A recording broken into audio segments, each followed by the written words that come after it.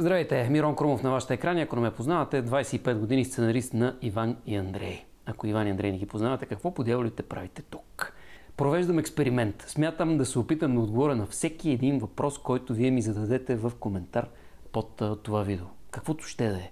Може да е за телевизията, ако ще да е за Иван и Андрей, предпочитам да не е за тях. За политика, за музика, за кино, за кафе, да знам, за електромобили, за смисъла на живота. Какво знам аз? Питайте ме в коментар и да видим какво ще се получи. Така преди съм отговарял на въпроси за фермата и мисля, че на хората им беше интересно. Нека да видим къде ще му излезе края. Но има 3 условия. Първо, не мога да издавам чужди тайни. Второ, всичко, което казвам е само и единствено мое мнение и не ангажира по никакъв начин нито Иван и Андрей, нито който и да е било друг. И трето, нека да спазваме добрия тон, защото иначе е тъпо. Харесайте това видео, абонирайте се за канала, моля, и почвайте да ми задавате въпроси отдолу.